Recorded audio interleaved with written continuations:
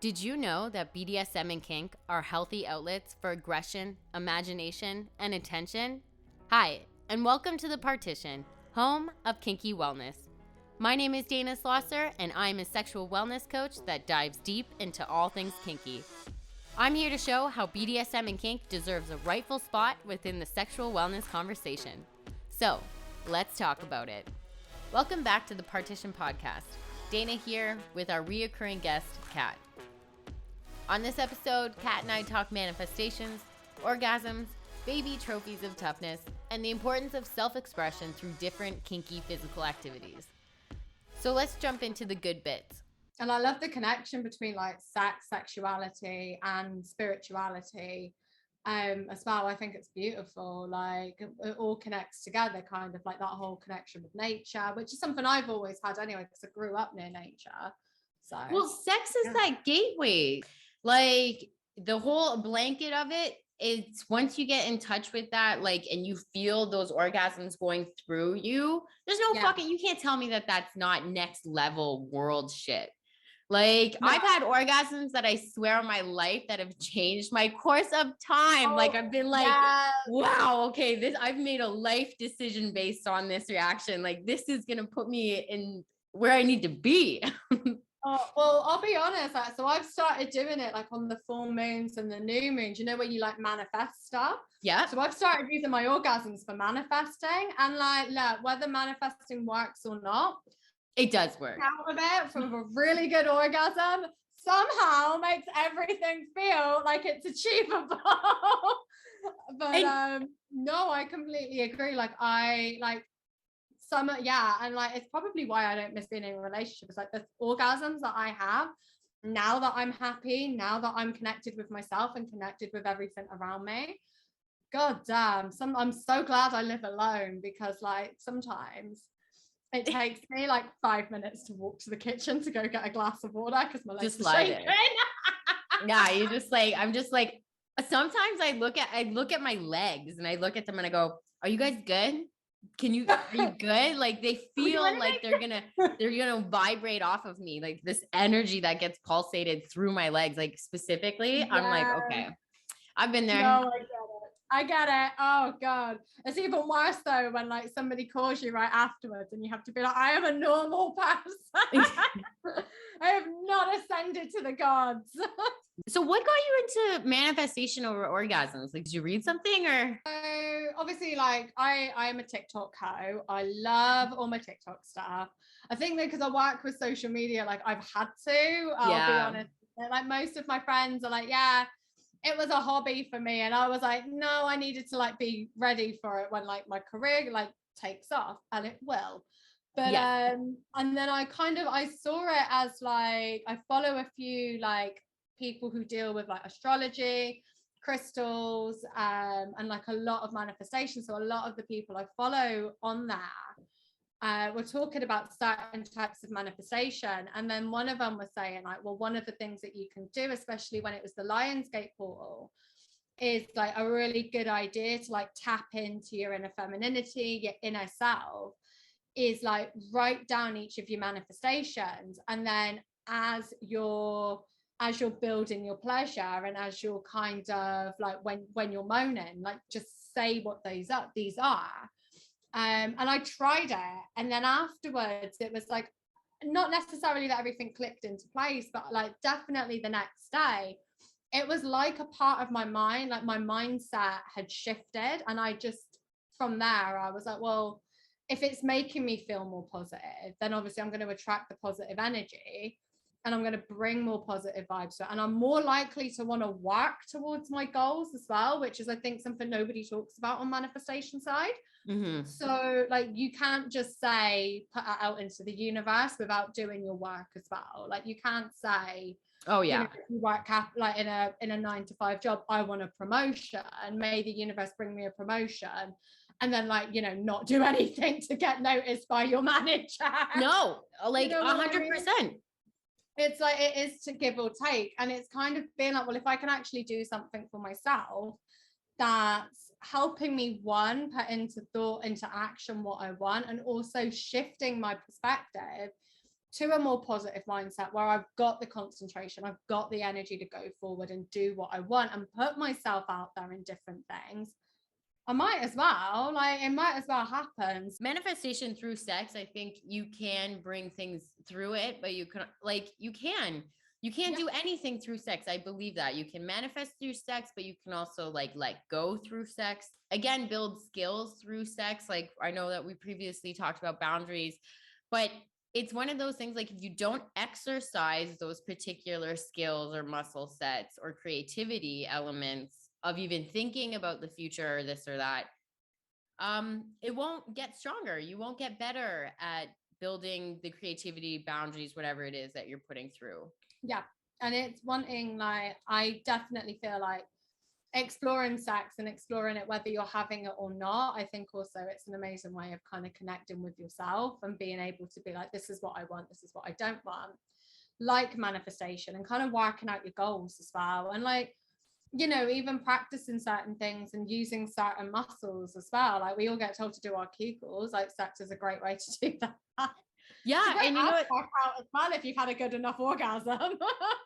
And Kegels, like, I don't think I heard that word in high school, not once. Now all of a sudden it's like, oh, we had a teacher. So we had a teacher that, because I went to an all-girls school, and she would be like, ladies, are you doing your Kegel exercises?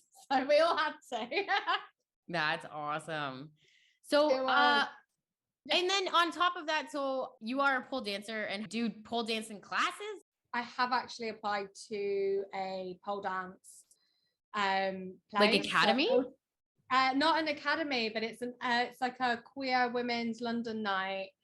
They're doing a casting call for like pole dancers and like lap dancers and daddy doms and stuff like that. So I've applied, so we shall see, fingers crossed. And ovaries. But yeah, fingers, toes and ovaries crossed, because I really want it. I'm like, this is how I'm going to meet the love of my life. I've decided I will come down the pole and their heart will drop. But yeah, I know, romantic. So romantic. But yeah, so I've been doing pole like for about 5 years. So I originally did it when I was in the Netherlands in when I was like 18, 19, my first year of uni. Loved it. And then like, just because I was moving, there was just different things meant that I couldn't do it. So when I moved to London, it was the first thing that I did. And I did it alongside when I was first back in recovery for my mental health and like with an eating disorder and stuff like that. Because I was like, well, I love working out. I love being, it's not necessarily about being skinny, it's about being strong. And I loved pole, and it was at my uni when I was doing my master's, so you might as well try it. And 5 years later, like, it's my favorite thing. Like, I'm so passionate about it, and I'm so passionate about like I keep saying to people, whether you do it once or you do it like I do, like, everybody should explore it, because there is nothing, for me personally, more sexually gratifying and more like better way to tap into your sexuality, your sensuality, and like all kinds of forms of like with that, then being able to look at yourself and go like, not only am I beautiful, but I am strong, and like, you know, I can trust my body, because you have to be able to trust yourself to hold yourself up or get into the moves.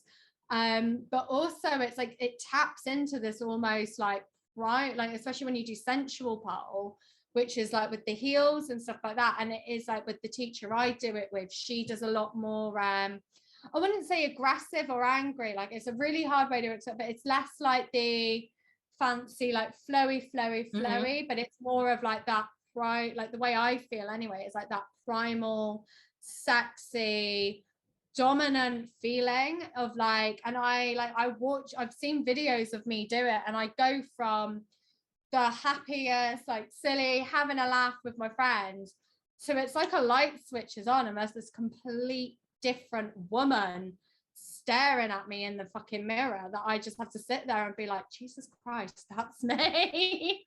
And it's amazing. Like, I think doing it as well, and even learning to do lap dancing, like, it completely changed my relationship with my body. It completely changed my relationship with what I want my body to be able to do. but it also changed, like it also helped me to like learn and kind of set for myself, like, this is who I am. This is what I enjoy. I enjoy being more dominant than anything. I love being feminine. I love being like, I get my nails done. I love being super pretty and looking super femme, but I like being that bitch that's in charge. Yeah. And like I would say like doing all of this really has cemented that home for me. I'm like, I don't want to be submissive. I want to be the person in charge. Like if you are enjoying pleasure, if you're taking pleasure from me, I decide how you get that. I'm in charge of that dance. I'm in charge of what you're seeing. And I absolutely like, I love, like I said, I could talk about it all day. It's no, my I favorite absolutely subject. love it. Like how I view attention is, it's like I want attention, but I want it on my own terms, right? But sometimes I just want people to look at me, not touch me. And that's like, for instance, I got into pole because you actually pushed me into it. Thank you so much. I've been wanting to do it for so long. And then when you said it, I just, no more excuses. So I went in and I did it. And the first two classes, holy shit, are they fucking brutal. My arms were dying, but I felt like I want people to see me here. It was weird. I feel safe. I was like, you know what? If I was performing on a stage with this, doing this seems so good and I feel so sexy and I want people to see me. And pole for me, because I've never looked better. This is the best I've ever looked. So I lost 60 pounds through COVID. Wow. And now I want people to see me in this skin. I'm proud of this body. I'm proud of it. And I want people to see it. And I want people to be like, holy shit, you look good. Cause I know, I know I look good right now. So I love it. And I love the confidence that like even just talking about doing pole gives to everybody. But like I get it. Mine was on the opposite side, was like I used to be between 16 to 21. I was a UK size 4 or like so I was a US size 0 for years. And then I got up to a size 6. And for years we were all like, yeah, I've not got an eating disorder anymore. Completely fine. Okay, I'm maintaining a size 6. And then over COVID, I put weight on. Like, so I was the complete opposite. I went home. I make the best cake. So like my stepdad wanted cake every week. It was a whole thing. Oh my so God. I put weight on. It's really a weird place to be in, where I went from like, oh, okay, I've always been like, like I like being tiny, to suddenly being like, that's not my body anymore. Like, but then I was like, I like being strong and realizing like this is the best I've ever looked. Sometimes I'm a little bit soft, so I've not got my abs yet. Like I need to get my abs back, but I like my calves. I like my thighs. I like that my back is ripped. Like there's parts of my body I never thought I would find attractive that I find insanely attractive on myself. And I want people to see that. Like I've got no issues posting any of my videos online.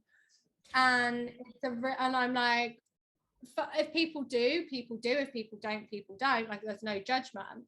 But like you said, like wanting attention is such a normal thing to want. I was like, for me, it's that. And I get it on my own terms. I haven't got to worry about people touching me when I don't want to be touched, when I want attention. So no, I completely agree. Like it was a really interesting situation to be in, where I went from super tiny and thinking that was a completely healthy look, to now like my skin is at its healthiest, my hair looks amazing, and my body. And like I did like I mentioned to you earlier, like I did a boudoir shot a few months ago. In fact, the photographer was one of the women that I do sensual pole with. And she is fantastic. And she runs sensuality sessions, which is a whole day event where you get like hair and makeup. You get like a spiritual guide. You do like you align your chakras. You do a lot of tapping into like the spirituality of spirituality of sex, and also the divine feminine, as she calls it. And it was, in the images I did like ones where like I got as close to naked as possible. You know, I was on a bed with fake money around me. Like I had just done a show, and you know, I've done ones where I was against a window, and it was actually the best image that we've got, and like all of them are amazing. Is a black and white shot where it's like the shadows, you see all of my muscles. And that for me was when I knew I was beautiful. And I was like, I've never felt beautiful in my life. And that for me was when I knew I was completely like, I was feminine. That was my feminine like energy. And also that was me feeling beautiful and strong. And that was from pole. That's all from doing pole and stuff. And like that kind of dance and those movements that I'm like, it's amazing. No, like it, and you can see your body is getting rewarded through the hard work that you put through there. So really, what is the downside? There's no downside to that. And I think you've mentioned it within your within the impact play, bruises. Like the one thing that you can't get away from if you do pole is pole kisses, which are bruises. Yeah, I like and it's so funny that you say pole kisses. Yeah, like on the inside of my thighs, like, and she, and you know what's funny? Because she was hitting herself, and the whole time I was thinking, this is a warm up. I was like, I should have known this. I was like, you know, hard things are going on your skin. Your skin needs a warm up. I was laughing, and so I came home and I made a joke to my boyfriend. I said, you know what? It looks like we got to do some warm ups, quote, like wink, wink, nudge, nudge before I go to pole dancing because these legs need to get warmed up. So, but yeah. I was like, I've done it once where I did one move so many times, I physically looked like I'd been caned. That is really how all of the bruises across my thighs, they were like, it was just from one move, but there are times you look at them and like, okay, they can look, on people who don't know what they are, they can look quite scary, they can look quite ugly, but when you look at them and you remember how you got them and you remember that you earned them and you got that, it's a reward. It's your little baby trophies that you get to take home and go, I did this. Yeah, they're baby trophies of toughness. Like that's what I call them, like of mine, like trophies of toughness. So like, I mean, pole kisses, like they hurt, but that's the thing. And like, you're proud of the bruising that you get from it, but people are proud of the bruising that they get in sports. People are proud of the bruises when they get in triathlons, or if it's regarding a physical activity like sports or dance, it's okay. Yeah. But then when you can get the same type of bruises at the same form of impact, depending on what you're doing it within BDSM and kink, all of a sudden, I think people get so turned off by it. They're like, wait, you let somebody like hit you, or maybe you got the bruises because you were hitting somebody, but it's all dangerous. Like, you know what I mean? You could fall off the pole and break your neck. Like none of this is all safe play. Yeah. No, it isn't. Like I've had, concussion like twice this year already from falling off the pole. Oh, really? Like, oh yeah, it's fine. Like, I'm fine. I'm good. I'm good. I walked it off. But no, I agree with you. Like the minute it's even things of BDSM, I feel like for a lot of people, you're like, oh, when you talk about things like hair pulling or liking to be choked, like people's imaginations of it is kind of like so almost softly, because you're like, but you can get bruises from those as well. Like if you are very harsh with it.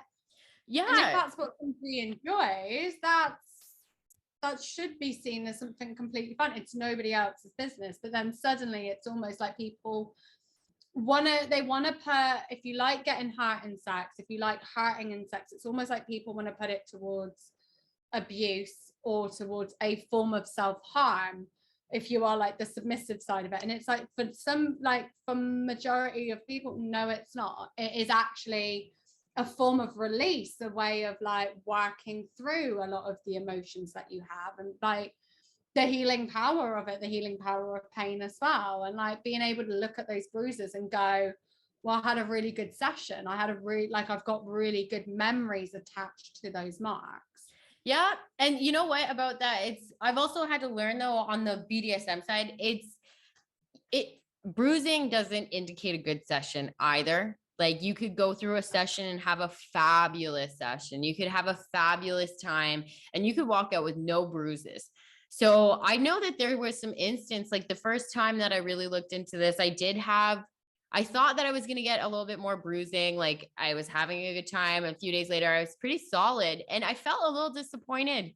Not gonna lie, the first time, yeah, I was like, oh, like what? Nah. But then very quickly I was talking to people like in the community and they're just like, that's such a wrong attitude. And I realized it is such a wrong attitude. And at least with like, you can't go in being like, I'm only going to get this for bruises. Like it's more about the journey, not necessarily destination. If you walk out with bruises, then you're good, you're solid. But if you don't, then you're still good, you're still solid. So there's nothing wrong there. But yeah, it's all physical activity. I think when it comes down to is just our flavors for physical activity are different. And there's some people that want to put it through sexual expression. There are ways through sexual expression to put that through. And pole dancing is certainly one of them because there's no way that doesn't hurt. Oh God, you get tougher. Like I would say, sorry to cut you off, but I would no say worries. like you don't always, like you said, you don't always bruise. And that's in my, like from a pole perspective, actually going, I know that like my body is starting to toughen up. But then you'll have certain moves that do just bruise. There's no way around them. It's just the way the pole lies on you. It just hurts every single time.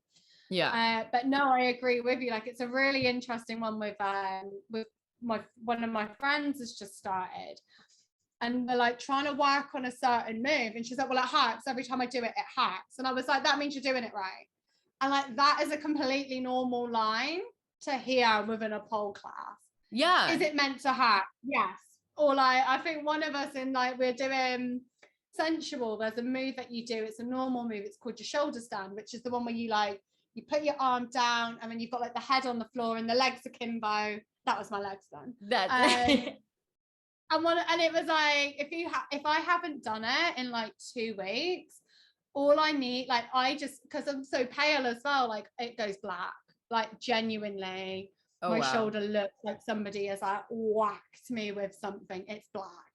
And I was like, one of my mates was like, oh my God. And I was like, ah, it's normal. But I remember being in class and one of the, like, we were talking and as a joke, I was like, oh, I don't want to do, like, it hurts when am I doing it right? Because it hurts when I do it. And the teacher's face was like, yeah, like it does. There's no other way to say it to you. Yeah. If you do it any other way, you're going to hurt yourself. So do it the way I'm teaching you. And if it hurts, it hurts. And it's a really funny one to talk to people about that when they're like that. You're actively doing something that actively hurts. Why would you want to do that? And I'm like, because it feels amazing at the end of the day. When I come out of a really good session, I feel transformed. So I can imagine like BDSM or like any form of play like that. It must feel like that as well on the other side of things. Well, it does in the sense that I was having this conversation actually with another friend and it was about the word hurt. I said that because I believe that I'm trying to teach people how to hurt people properly. Life hurts, unexpectedly. And like, you can be, again, like getting hurt in pole dancing properly though. Like you're bruising, but you're not breaking anything. You're not dislocating anything. You're not actually causing real long-term harm for that. But yes, it's still painful. And so she was trying to say that the word hurt, there's no negative or there's no positive way to say hurt. Hurt is still painful. It's a negative experience. And I was trying to say that I believe that hurting can be beneficial. The positive side to pain is effort. It's discipline.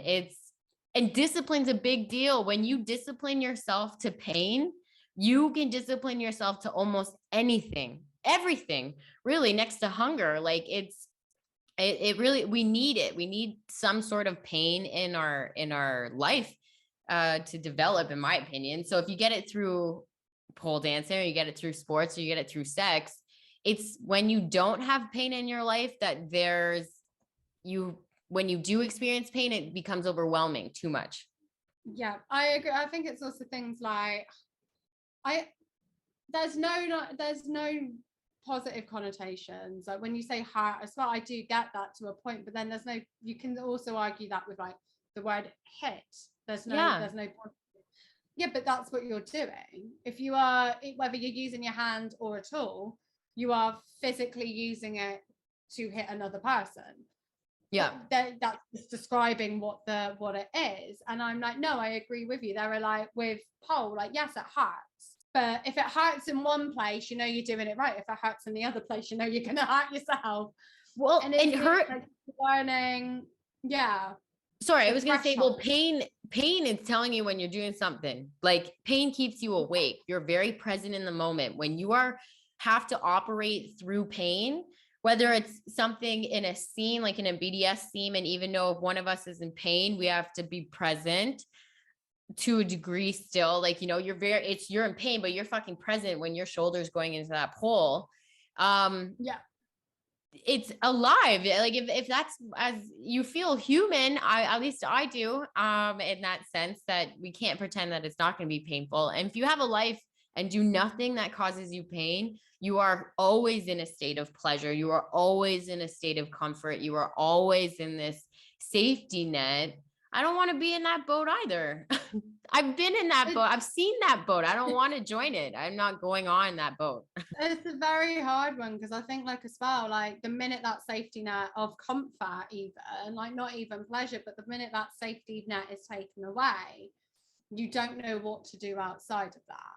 And I think that's a massive part of it as well. Like to be honest, I've got a high pain threshold. I've always had it. It's I get waxed all the time.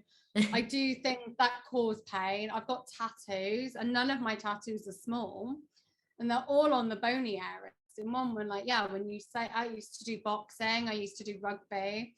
I've never done things that haven't hurt to a degree, I would say. And it's all been healthy. It's all been safe. It's all led me to being tougher. It's led me to being stronger. It's led to me being happier. So pain doesn't necessarily have to be connected to sadness. It doesn't have to be connected to being sad all the time. And I think that's where people slip up and don't understand. And that's where the confusion comes from and where people get confused with, can hurt be good? Yeah. And I think that everyone should have an outlet for pain. Doesn't have to be in sex, but you better fucking find something. Like, obviously, I think you should choose something in some sort of self-expression because I think that you need to have at least one form of self-expression in sex. Now, it doesn't need to be painful, but you need to do something that brings in pain just in general. But I think that's all we have time for today. It was so lovely to chat with you today, Katrina, and I hope you have a fabulous and hopefully sunny and not so warm day out there in the UK. Oh, and I hope you do as well. And yes, I can't wait to be back on again. And yeah. Okay, see you. See you. Bye. Bye. Well, that's it for us. Make sure to follow us on Instagram and let us know what you think. Do you think people should put themselves in a position to experience pain?